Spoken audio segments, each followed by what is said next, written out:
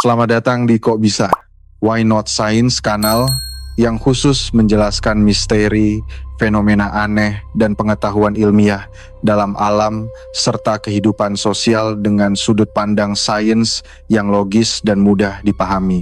Kami tidak hanya percaya, tetapi mencari penyebab, mekanisme, dan kebenaran di balik setiap fenomena. Jika kamu menyukai konten yang membuatmu spontan bertanya kok bisa, jangan lupa subscribe, like, dan bagikan video ini. Dukunganmu adalah dorongan bagi kami untuk terus menjelaskan dunia secara ilmiah dan jelas. Bayangkan kamu sedang mengendarai mobil di jalan tol dengan kecepatan 100 km jam. Tiba-tiba, sebuah truk besar muncul entah dari mana tepat di depanmu. Kamu menginjak rem sekuat tenaga. Ciit, mobil meluncur sekitar 30 meter lalu berhenti. Sekarang, bayangkan situasi yang sama, tapi kamu adalah kapten kapal tanker raksasa seberat 200.000 ton. Di depanmu ada sebuah pulau. Kamu ingin menginjak rem, tapi tunggu dulu. Kapal tidak punya rem, tidak ada pedal yang bisa diinjak di sini. Karena panik, kamu mematikan mesin. Kamu pikir itu akan berhasil? Salah besar. Kapal itu masih akan meluncur santai sejauh 5 km lagi. Bahkan butuh waktu 20 menit untuk benar-benar berhenti. Memutar mesin mundur pun hasilnya mirip. Mobil butuh 30 meter, kapal butuh 5 km. Masuk akal tidak sih? Bagaimana cara benda raksasa ini berhenti? Hari ini Kok Bisa akan membongkar misteri fisika di balik pengereman kapal laut. Ayo kita mulai dari mobil dulu. Saat kamu menginjak rem mobil, sistem hidrolik menekan kampas rem ke piringan besi. Ini menciptakan gesekan luar biasa. Ban karet juga bergesekan dengan aspal jalanan. Gesekan ini mengubah energi gerak mobil menjadi panas, membuat kecepatan turun drastis. Tapi di laut, konsep gesekan seperti itu nyaris tidak ada. Kapal mengapung dan meluncur di atas air, cairan yang licin, tidak ada ban karet yang mencengkram aspal. Lalu, apa yang menahan kapal? Jawabannya adalah resistansi air atau gaya hambat drag. Saat kapal maju, lambung kapal harus mendorong air minggir. Air melawan balik dengan gaya dorong. Semakin cepat kapal, semakin kuat hambatan airnya. Tapi ada hukum fisika yang unik di sini. Gaya hambat sebanding dengan kuadrat kecepatan. Ini kabar buruk saat mau berhenti. Jika kecepatan turun dari 20 km jam ke 10 km jam, gaya hambatnya anjlok menjadi seperempatnya. Artinya semakin pelan kapal, semakin lemah rem alaminya, proses berhenti jadi melambat. Rem mobil memberikan gaya yang konstan sampai berhenti. Tapi air, ia makin lemah saat kita butuh berhenti. Ditambah lagi masalah inersia. Ingat hukum Newton pertama, benda bergerak ingin terus bergerak. Mobil beratnya cuma 1,5 ton. Kapal kargo bisa lebih dari 100.000 ton. Perbedaannya 60.000 kali lipat. Energi geraknya luar biasa besar untuk dihentikan air saja. Selain itu, area kontak kapal dengan air hanya di lambung bawah. Efisiensinya rendah. Jadi, para pelaut mengembangkan beberapa trik. Cara pertama, mainkan kemudi rudder. Rudder adalah sirip di belakang kapal untuk belok. Jika digerakkan cepat, ia menciptakan hambatan. Teknik high frequency rudder cycling. Belokkan kanan penuh, lalu kiri penuh, berulang-ulang dengan cepat. Kapal belum sempat belok, tapi rudder yang memblokir air menciptakan rem tambahan. Tapi untuk kapal raksasa ini masih kurang, maka muncul teknik kedua, low frequency cycling. Sengaja membiarkan kapal miring 30,40 derajat. Kapal meluncur menyamping seperti ngedrift. Seluruh sisi lambung kapal menabrak air. Hambatannya melonjak drastis.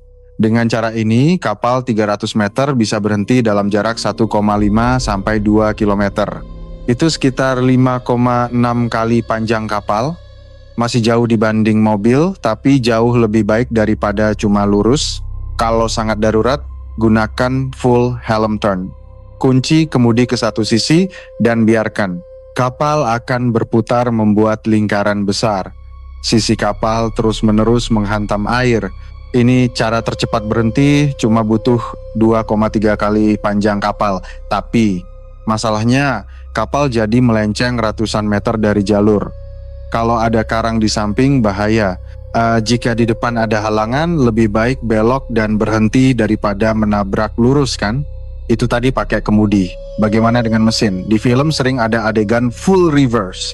Ini disebut crash stop. Memutar baling-baling ke arah sebaliknya untuk menciptakan gaya dorong mundur. Terdengar sempurna, padahal di dunia nyata, ini punya banyak masalah. Pertama, aliran air ke rudder jadi kacau. Tanpa aliran air yang mulus, kemudi jadi tidak berguna. Kapal jadi tidak bisa dikendalikan arahnya. Kedua, efisiensi baling-baling anjlok. Baling-baling mencoba mendorong air ke depan, tapi kapal masih maju menabrak air itu. Terjadi kevakuman di belakang baling-baling, tenaga mesin jadi sia-sia. Makanya, crash stop adalah jalan terakhir. Sangat berisiko membuat kapal melintir tak terkendali. Lalu, bagaimana cara yang benar? Cara profesional adalah controlled speed reduction. Kapten merencanakan pengereman jauh-jauh hari, menurunkan tenaga mesin bertahap dengan mengurangi pelan-pelan baling-baling tetap berputar ke depan, menjaga aliran air ke kemudi. Kapal melambat secara alami karena gaya dorong dibuat lebih kecil dari hambatan air. Butuh waktu lama memang, tapi kapal tetap terkendali, penuh dan aman. Tunggu. Kenapa tidak pakai jangkar? Seperti di film kartun, lempar jangkar langsung berhenti.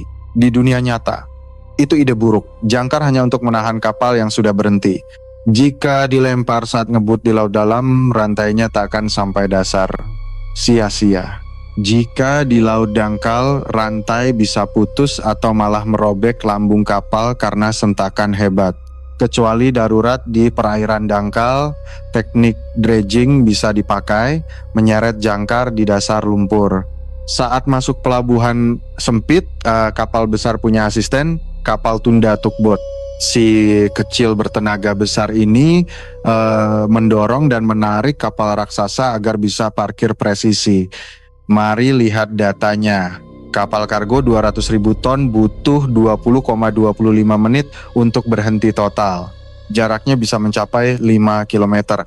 Itu sama dengan panjang 20 gedung pencakar langit ditidurkan. Kenapa bedanya jauh sekali dengan kapal kecil? Fisika lagi, energi kinetik massa X kuadrat kecepatan. Kapal 10 kali lebih berat punya energi 10 kali lipat. Tapi hambatannya tidak naik sebanyak itu. Volume naik pangkat 3 tapi luas permukaan. Jadi kapal besar punya baterai energi gerak raksasa tapi kabel pembuangannya kecil. Lingkungan juga berpengaruh. Ombak dari depan membantu mengerem, tapi angin dari belakang itu mimpi buruk, mendorong kapal makin jauh. Di perairan dangkal ada efek squat. Tekanan air turun, kapal tersedot ke dasar. Ini justru meningkatkan hambatan drastis. Kapal berhenti lebih cepat di air dangkal. Setiap kapal wajib melakukan uji coba, crash stop saat baru dibuat, datanya ditempel di anjungan. Kapten harus hafal mati data ini. Masuk pelabuhan itu seperti permainan ketangkasan raksasa. Matikan mesin terlalu cepat, kapal mogok di tengah jalan, bayar derek mahal. Terlambat matikan mesin, kapal ratusan miliar menabrak dermaga, bencana. Uniknya, menghentikan kapal itu mirip menghentikan pesawat luar angkasa. Inersia adalah raja. Sekali bergerak, susah berhenti. Bedanya, kapal masih dibantu air.